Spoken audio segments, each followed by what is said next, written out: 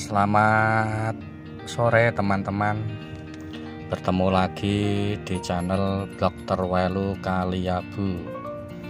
Kali ini kita jalan-jalan di peternak muda yang ada di Kecamatan Ngablak, Kabupaten Magelang. Tepatnya di lereng Gunung Merbabu. Peternak ini bernama Mas Faturrahman. Mas Fat sudah menekuni ternak kelinci selama kurang lebih 4 tahun. Adapun kelinci yang diternak jenis Haikul, New Zealand, dan Australia. Kali ini yang mau kita bahas adalah soal rangsum pakan yang selalu dipakai Mas Fat dalam sehari-hari. Mas Fat terbiasa memberi makan berupa rangsum kombor. Adapun bahan-bahannya terdiri dari 1 kg polar, 1 kg bekatul, dan 3 kg ampas singkong kering. Bahan di atas sangatlah ekonomis dan murah tentunya. Langkah yang sangat tepat yang diambil oleh Mas Fat untuk tidak bergantung pada pelet yang cenderung mahal. Kembali ke bahan-bahan yang dipakai Mas Fat, salah satunya adalah ampas singkong kering. Ampas singkong atau disebut ubi kayu ini mengandung banyak karbohidrat, biasanya dapat dimanfaatkan sebagai sumber energi.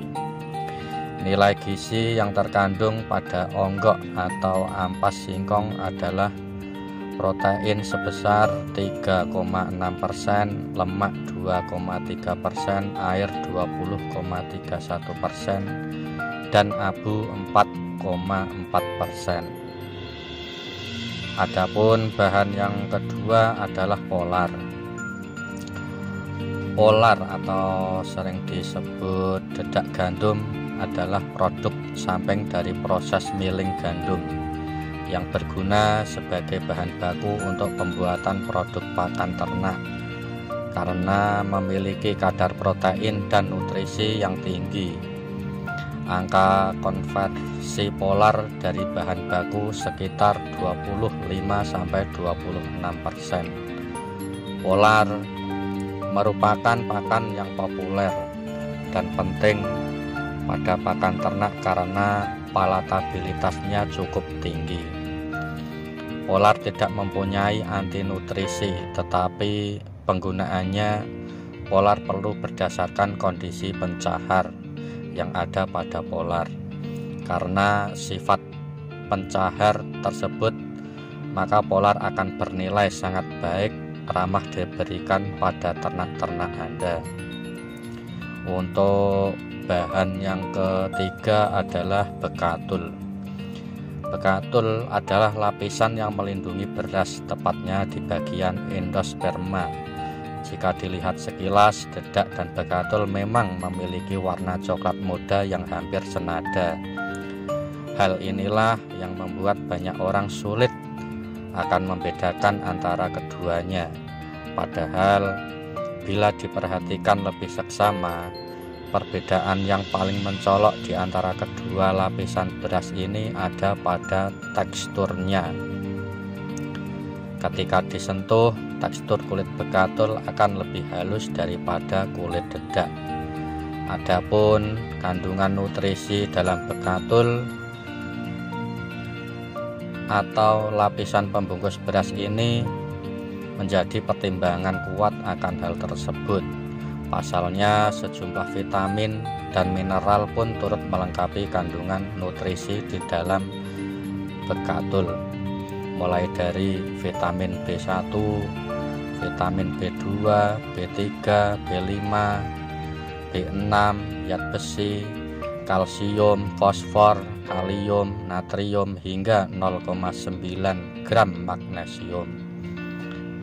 Adapun pengolahan bahan-bahan di atas sama Mas Faturrahman langkah-langkahnya adalah ketiga bahan dicampur dengan merata, terus diguyur dengan air panas secukupnya, terus diaduk. Setelah diaduk, ditambahkan susu hewan atau fosfat secukupnya. Setelah dingin, terus dikasihkan ke hewan. Adapun untuk jam pemberian bisa diberikan dalam waktu pagi hari dan malam hari. Untuk hasil yang diberikan ke kelinci sangatlah bagus. Kenyataannya kelincinya Mas Fat juga sangat gemuk-gemuk.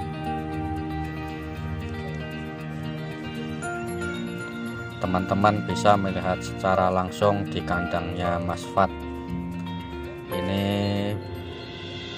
pakan ini diterapkan sudah dari kurang lebih 4 tahun yang lalu. Ini solusi peternak pedaging untuk ngirit pakan dan pembelian pelet. Untuk info tentang pakan komboran mungkin cukup sekian, mudah-mudahan bermanfaat. Tetap semangat peternak, sampai jumpa di tema berikutnya. Salam sukses, salam semangat, dan selalu bahagia tentunya. Terima kasih.